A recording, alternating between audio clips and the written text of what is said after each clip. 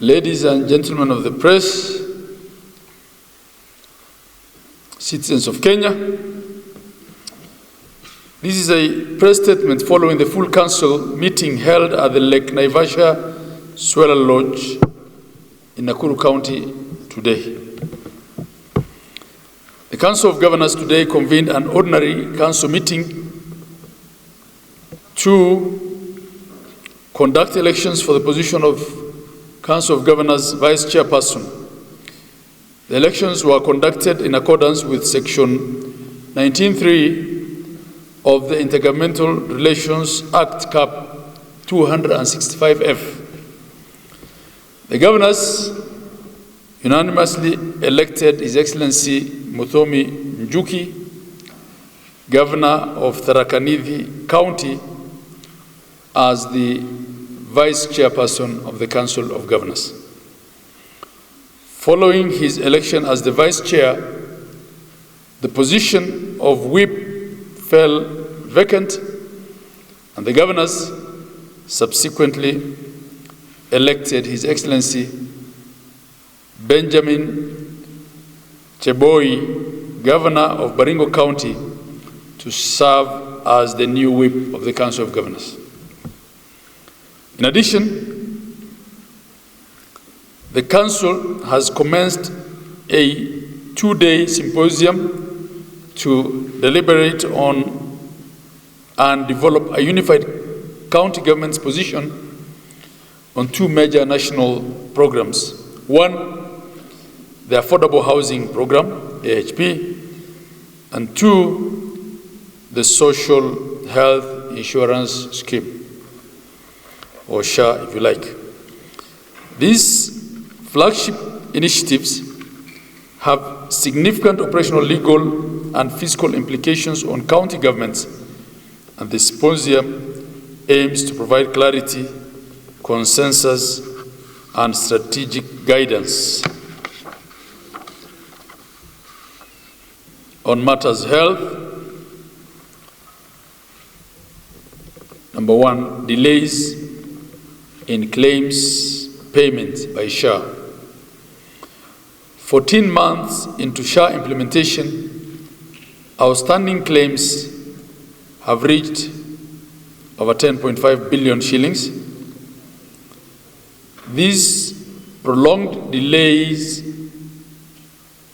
in claims payment or reimbursement negatively affects counties' creditworthiness and limits their ability to honor suppliers' payments on time.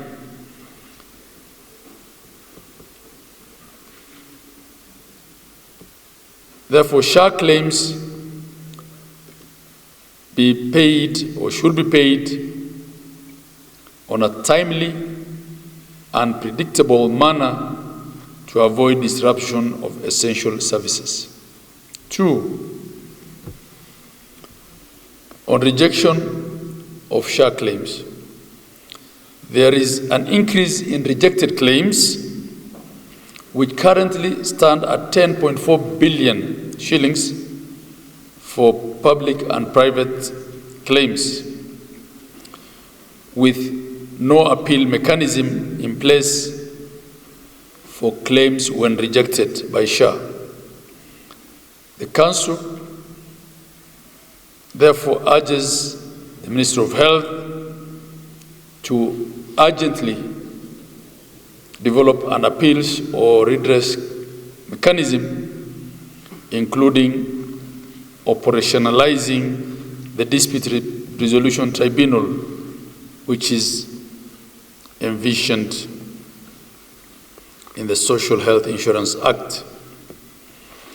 This matter is very, very critical because it serves as a disincentive and a demotivator to the healthcare workers as well. When under FIF, they work and treat patients only to be told a huge percentage of the services they offered will not be compensated or indemnified in line with the SHA policies.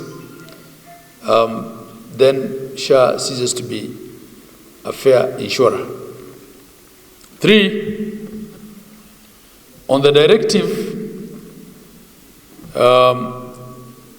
by the Medical Council on level 2 health facilities, level 2 and level 3 health facilities, which directive is affecting SHA claims. The directive by the Ministry of Health to stop maternal services with respect to deliveries at level 2 facilities has reversed the gains made in improved maternal and perinatal outcomes, especially in rural and ASAL, arid and semi-arid lands counties. The Ministry of Health should immediately, as agreed previously, because we had an agreement on this, should immediately rescind that directive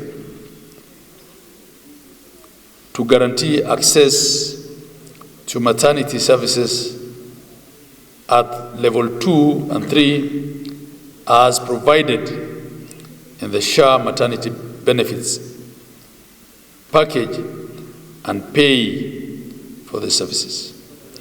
Counties have an ambulatory service which is integrated with their hospital system. And this is why it's vital to allow deliveries at level 2 for normal deliveries. And as and when we suspect a delivery is assessed as a difficult or emergency, then the ambulatory system kicks in and delivers that mother to the nearest sub-county hospital. We have actually lost mothers in the process of trying to transfer them from a level 2, which has turned them down to a level 4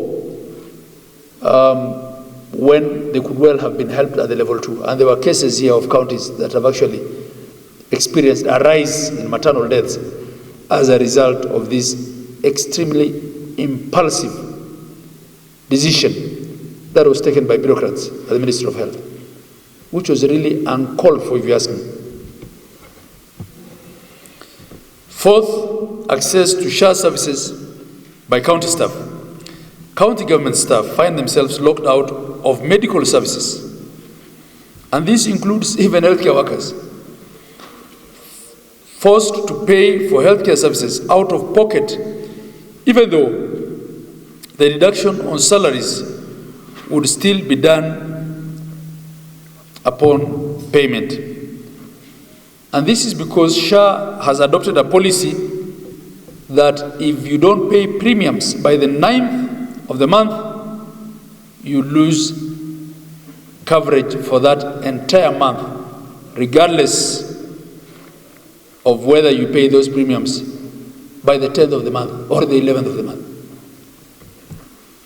The Council calls upon SHA to allow county employees to receive uninterrupted service, since remittance would still be made within the month in most cases, or within the fiscal year after disbursements by National Treasury.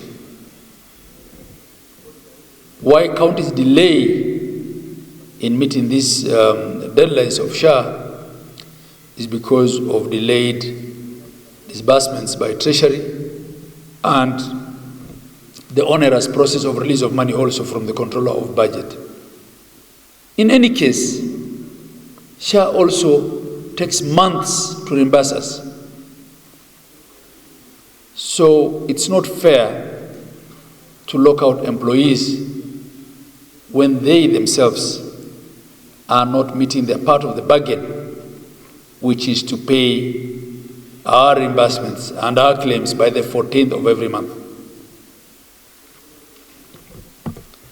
Fifth, on the rollout of SHA ambulance services, Schedule 4 of the Constitution of Kenya designates ambulance services as a devolved function. Several counties, nearly all counties I would say, have existing ambulatory systems and structures that SHA can just decide to implement a parallel ambulance service open to everyone on a Uber-like scheme without as much as discussing with the Council of Governors, clearly steps on the mandate of county governments. SHA should therefore immediately engage the Council to review and harmonize the rollout of whatever ambulance system they have in mind. That the ambulance services should be expanded to also include inter-facility referral services. We had made this very clear that the ambulance system that they are thinking of rolling out for emergency services should be done in consultation with county governments so that we have a way of fitting existing county ambulatory services systems into whatever new arrangement. And this is why Article 6 of the Constitution constantly, we've raised this, has made it mandatory that the two levels of government engage on the basis of mutual cooperation and consultation. That's in as far as health and SHA is concerned. Moving on to affordable housing, the Council, together with the Ministry of Housing, State Department of Housing rather, and the Affordable Housing Board have discussed conclusively and agreed on matters relating to affordable housing program for onward submission of the same to the summit, which hopefully comes up in the next 2 weeks. This was a pre-summit meeting to iron out issues around affordable housing, from matters, provision of basic services in the housing estates, to processing of sectional titles for buyers of those units, and we have agreed on all the matters which the governors wanted discussed. The Council, therefore, is hopeful that the summit will adopt the outcome of the discussions that we've had today. Last but not least, the Council further held a consultative engagement with the Mission for Essential Drugs and Supplies, MEDS, and PATH, two key health sector partners of the Council of Governors. The discussions with MEDS and PATH centered on improving supply chain efficiency, strengthening service delivery, and expanding partnerships that enhance county health systems. Asanteni sana.